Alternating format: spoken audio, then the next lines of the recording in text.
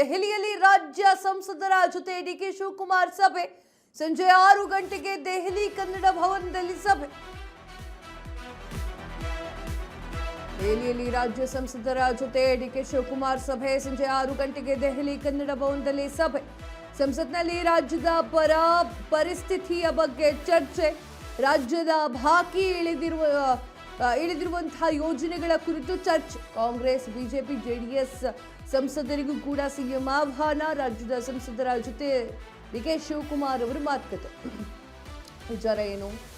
ದೆಹಲಿಯಲ್ಲಿ ರಾಜ್ಯ ಸಂಸದರ ಜೊತೆಗೆ ಡಿಕೆ ಶಿವಕುಮಾರ್ ಅವರು ಸಭೆಯನ್ನು ಮಾಡ್ತಾ ಇದ್ದಾರೆ. ಇವತ್ತು ಸಂಜೆ ನೈಟ್ 6 o'clockಗೆ ದೆಹಲಿ ಕನ್ನಡ ಭವನದಲ್ಲಿ ಸಭೆ ನಡೆಸಲಿದ್ದಾರೆ.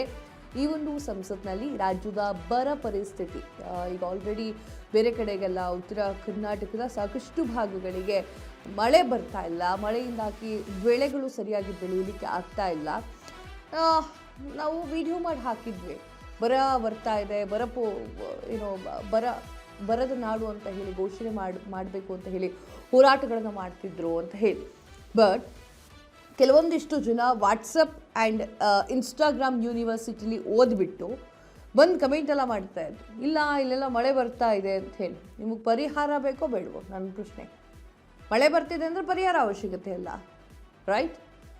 ಸಂಜೆ 6 ಗಂಟೆಗೆ ದೆಹಲಿ ಕನ್ನಡ ಭವನದಲ್ಲಿ ಸಭೆಯನ್ನು ನಡೆಸಲಿದ್ದಾರೆ. ಸಂಸತ್ನಲ್ಲಿ ರಾಜ್ಯದ ಬರ ಪರಿಸ್ಥಿತಿಯ ಬಗ್ಗೆ ಚರ್ಚೆಯನ್ನು ಮಾಡಲಿದ್ದಾರೆ. ರಾಜ್ಯದಲ್ಲಿ ಬಾಕಿ ಇರುವಂತಹ ಯೋಜನೆಗಳ ಕುರಿತು ಕೂಡ ಡಿಕೆ ಶಿವಕುಮಾರ್ ಅವರು ಚರ್ಚೆ ಮಾಡ್ತಾರೆ. ಇಲ್ಲಿ ಯಾವುದೇ ರೀತಿ ಕಾಂಗ್ರೆಸ್, ಬಿಜೆಪಿ, ನೀನು JDS ಅನ್ನೋದಿಲ್ಲ. ಕಾಂಗ್ರೆಸ್, ಬಿಜೆಪಿ, JDS ಸಂಸದರಿಗೂ ಕೂಡ ಡಿಕೆ ಶಿವಕುಮಾರ್ ಆಹ್ವಾನ ಕೊಟ್ಟಿದ್ದಾರೆ. ಇಲ್ಲಿ ಬಂದ್ಬಿಟ್ಟು ಪ್ರಾಬ್ಲಮ್ ಏನು ಕರ್ನಾಟಕದ್ದು ಅನ್ನೋದ್ರ ಬಗ್ಗೆ ಡಿಸ್ಕಸ್ ಮಾಡುವಂತಹ ಒಂದು ಪ್ಲಾಟ್ಫಾರ್ಮ್ ಅದು. ಎಸ್, ಡಿಕೆ ಶಿವಕುಮಾರ್ ಅವರು ಏನು ಹೇಳಿದ್ರು? Meeting of MPs in Karnataka. Yes, of course, we have to inform our MPs. For the first time after I becoming Chief Minister, I have called them. I have to apprise a lot of issues to them. They are very important. After that, I will call an all-party meeting here also. There are very senior leaders to be addressed. As soon as I come back, I will meet them also. I will meet the opposition leader, the former Chief Ministers and all.